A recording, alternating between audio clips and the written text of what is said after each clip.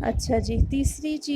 تیسرا ٹاپک جو ہے وہ ہمارا ہے حدیث کی اقسام کے متعلق۔ حدیث کی اقسام آ جاتی ہیں صحت کے لحاظ سے، حدیث کی اقسام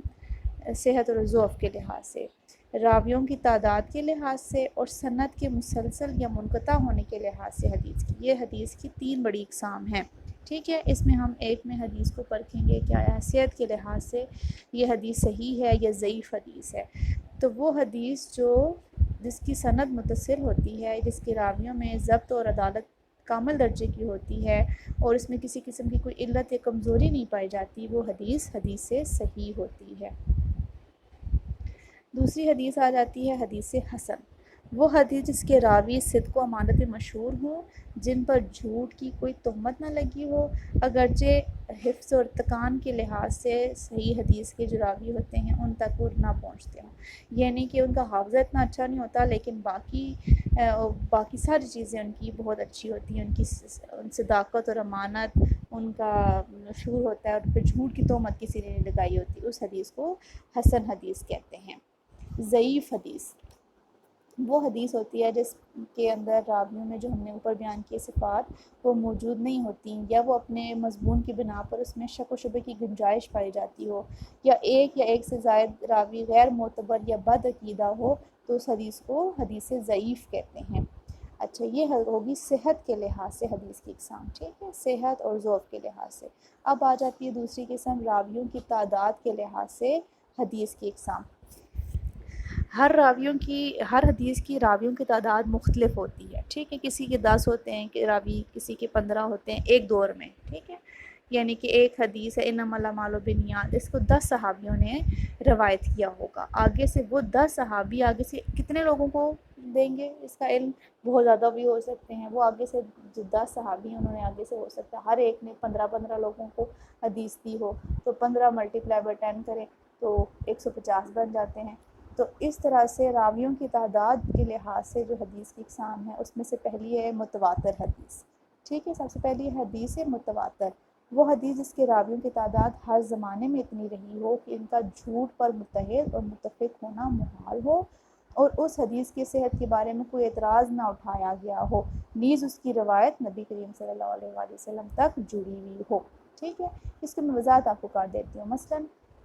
ایک حدیث ہے نا، ایک انما الاعمال بالنیات والی حدیث ہے، اس کو اگر ایک بندہ سنے گا اور ایک بندہ آگے سے روایت کرے گا تو وہ ہو سکتا ہے اس نے الفاظ میں کوئی کمی بیشی کی، ہو سکتا ہے یہ حدیث ٹھیک نہ ہو، لیکن اگر یہی حدیث 10 لوگ سنیں گے تو اس پہ جھوٹ پر متحد ہونا، اتفاق کرنا ممکن ہو جائے گا۔ اگر ایک بندہ اس میں جھوٹ بول رہا ہوگا تو باقی لوگ اس کو منع کر دیں گے، ٹھیک ہے۔ مثال کے طور پر مثال دے کے سمجھا رہی ہوں آپ کو، ایک واقعہ ہے، اگر میں آپ کو بتا رہی ہوں کہ جی میں نے دیکھا کل ایک آدمی جا رہا تھا، اس نے ایک بچے کو اٹھایا ہوا تھا، مجھے لگ رہا ہے کہ وہ بچہ اغوا کر کے لے کے جا رہا تھا، ٹھیک ہے، تو آپ ہو سکتا ہے میں غلط جھوٹ بھی بول رہی ہوں، ہو سکتا ہے میں ٹھیک بھی کہہ رہی ہوں، ٹھیک ہے، لیکن اگر یہی بات آپ کو 10 لوگوں سے پتہ چلے گی تو پھر آپ کو یہ اندازہ ہو جائے گا ہاں یہ بات ٹھیک کہہ رہی تھی مس سمیہ، کہ انہوں نے 10 لوگوں نے جب بیان کی کہ ہاں ایک آدمی نے دیکھا جس نے ایک بچے کو اٹھایا ہوا تھا اور وہ اس کو اغوا کر کے لے کے جا رہا تھا، یہ واقعہ 10 لوگ بتاتے ہیں تو پھر جھوٹی بات نہیں ہو سکتی۔ اسی طرح سے اگر ایک حدیث کی جو راویز اگر زیادہ ہوتے ہیں تو اس میں جھوٹ پہ متفق ہونا مشکل ہو جاتا ہے، اس کو کہتے ہیں متواتر حدیث۔ اس کی آپ دیکھ لیں سائڈ جو کیٹیگریز ہیں۔ دوسرے نمبر کی حدیث ہے مشہور حدیث۔ مشہور حدیث سے مراد جس کا راوی صدر اول میں تو ایک ہو لیکن بعد میں سے شہرت ہو گئی ہو اور بعد کے زمانے میں اس کے راوی کثیر ہو گئے ہوں۔ اس کا مطلب یہ ہے کہ ایک حدیث ہے جس کے ایک راوی جو ہے وہ شروع کے زمانے میں ایک تھا لیکن بعد میں اس کو اور بہت سارے لوگوں نے روایت کیا ہو، جیسے صحابی ایک تھے حضرت ابو بکر، مثال کے طور پر ابو بکر نے روایت کی، وہ صحابی ایک تھے، تو یہ صدر اول میں ایک روایت ہوگی، ٹھیک ہے، لیکن اس حدیث کو اتنی شہرت ملی کہ حضرت بکر صدیق نے یہ حدیث 10 لوگوں کو دی، 15 لوگوں کو دی، بہت مشہور ہو گئی، اور بعد کے زمانے میں یہ حدیث آگے اتنے لوگوں میں گئی کہ اس کی راوی کی تعداد زیادہ ہو گئی، تو اس کو کہتے ہیں مشہور حدیث۔ اچھا، تیسری حدیث کی قسم ہے جی حدیث عزیز۔ وہ حدیث جس کے راوی کسی مرحلے میں 2 سے کم نہ رہے ہوں، ہر زمانے میں 2 راوی کم از کم ضرور رہے ہوں، کم نہ ہو زیادہ بے شک ہو جائیں، لیکن کم از کم 2 ضرور رہے تھے، 2 سے کم نہیں ہوئے حدیث کی راوی، ٹھیک ہے، اس حدیث کو حدیث عزیز کہتے ہیں۔ پھر آ جاتی ہے چوتھی قسم راویوں کی تعداد کے لحاظ سے، وہ ہے خبر واحد۔ اس کو حدیث غریب یا حدیث فرد واحد بھی کہتے ہیں، ٹھیک ہے۔ وہ حدیث جس کے راویوں کی تعداد کسی مرحلے میں آ کے صرف ایک رہ گئی ہو، یا جس میں عام توقع کے علاوہ کوئی بات پائی جاتی ہو، اس کیفیت والی حدیث کو عام طور پر غریب حدیث کہا جاتا ہے، ٹھیک ہے، جس کے راوی کسی زمانے میں آ کے ایک رہ جائیں، پہلے زیادہ ہو رہے تھے، پھر درمیان میں یکدم ایسا ہوا کسی ایک راوی نے اس حدیث کو آگے روایت کیا ہو، اس کو کہتے ہیں راویوں کے تعداد کے لحاظ سے حدیث کی اقسام۔ یہ 4 ہوگی، ٹھیک ہے۔ آگے آ جاتی ہے حدیث کی سند متصل یا غیر متصل ہونے کے لحاظ سے حدیث کی اقسام۔ پہلی حدیث ہے مرفوع حدیث، وہ جو آپ صلی اللہ علیہ وآلہ وسلم تک پہنچی ہو، یہ مرفوع یا متصل، جس کی سند میں کوئی راوی جھوٹا یا ایسا نہ ہو جس کے حالات زندگی معلوم نہ ہوں، اور اس کیفیت کے ساتھ وہ حدیث نبی کریم صلی اللہ علیہ وآلہ وسلم تک جب پہنچتی ہے تو وہ حدیث مرفوع ہوتی ہے، یعنی کوئی راوی جھوٹا بھی نہیں ہے اور کوئی مشکوک قسم کا راوی بھی نہیں ہے جس کی حالات زندگی پتہ نہیں ہے۔ اس کیفیت کے ساتھ اگر وہ حدیث نبی کریم صلی اللہ علیہ وسلم تک جا کر پہنچاتا ہے کوئی شخص، ان فلاں ان فلاں ان فلاں ان تبع تابعی ان تابعی ان صحابی ان نبی کریم صلی اللہ علیہ وآلہ وسلم، تو یہ حدیث مرفوع ہو جاتی ہے یا متصل حدیث۔ دوسری ہو جاتی ہے موقوف، وہ حدیث جس کی سند سے صحابی تک آ کے رک جاتی ہے، ٹھیک ہے، آگے نبی کریم صلی اللہ علیہ وسلم کا نام نہیں اس میں ہوتا، ٹھیک ہے۔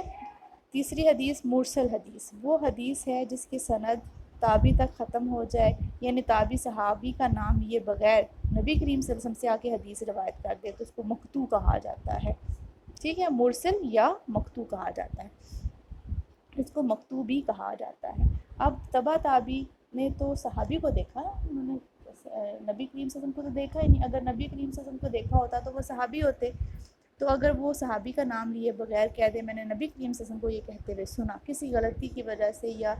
جان بوجھ کے، تو اس حدیث کو وہ حدیث مرسل یا حدیث مقطوع بھی کہا جاتا ہے۔ چوتھی قسم ہے منقطع حدیث، وہ حدیث کے راوی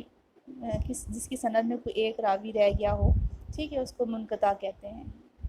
سلسلہ چل رہا تھا 10-15 صحابیوں کا، لیکن درمیان میں ایک راوی رہ گیا، اس کو درمیان میں رستہ ٹوٹ گیا وہ سلسلہ، تو اس کو منقطع کہتے ہیں۔ معضل حدیث، وہ حدیث جس کے راوی میں 2 راویوں کا ذکر ہی نہ ہو، ٹھیک ہے، درمیان میں ایک سلسلہ تھا، کڑی تھی، چل رہی تھی، درمیان میں 2 راویوں کا تذکرہ ہی نہ کوئی کرے، جیسے